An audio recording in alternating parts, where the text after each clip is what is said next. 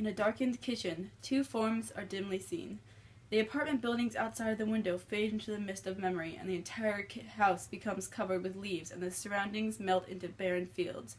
To the sound of a lonely abode and melody of a flute, the figures enter the kitchen from opposite sides of the rear stage. One elderly man, walking slowly with the exhaustion of carrying years of missed expectations, and the other a young man full of thoughts and his future opportunities. Both think about the burden of pride and contemplate the weight of their actions to achieve it. The old man is Willie, and he is gradually addressing, in a physical way, a point off stage who emerged into the light as Macbeth. His voice raising to the point of normal conversation, Willie reaches into the refrigerator and pulls out a carton of milk and pours himself a glass. Smiling faintly, he remembers his young sons and his desire for them to be successful like Macbeth. How can he find himself on a farm? Is that a life, a farmhand? In the beginning, when he was young, I thought, well, a young man, it's a good for him to tramp around, take a lot of different jobs, but it's more than 10 years now and he has yet to make $35 a week. Macbeth hears Willie criticize his son for lack of achievement and paces around the kitchen, pondering his idea of assassinating Duncan.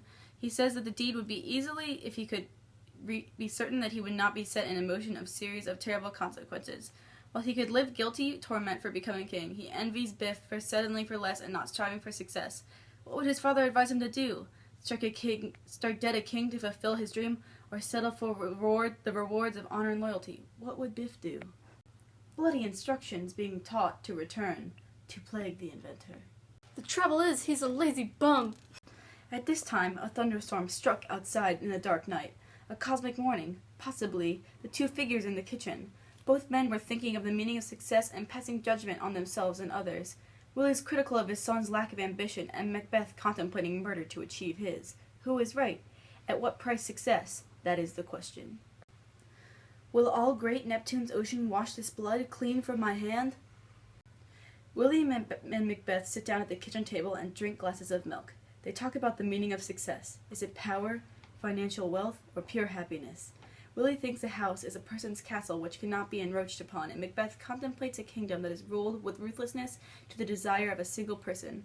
Whispering so that his sons cannot hear his criticism of them, Willie looks over to Macbeth and finds him deep in thought. My sons are handsome like Odeus and very popular if they could only make money, especially Biff. I would feel better about my life. I work so hard every day to bring home money so that we can live that life that everyone else enjoys in America. You should see what it is like in Scotland. We live a harsh place that only respects power. If you want something, you have to please the powers that be and depend on their generosity. In America, you can work hard and make your own destiny. I don't know sometimes. I work hard, probably talk too much, and take twice the time to make the same money as people half my age. I guess it just doesn't have the personality to be a winner. Sometimes I think that hard work alone is not enough. I think you have to be lucky to succeed, and sometimes that luck can be special skills that not everyone has. I don't think the American dream is really achievable for anyone. I agree with you. Duncan was born with characteristics that made people love him. His support by the people was something I could never expect to see, since I planned to achieve success through murder and deceit.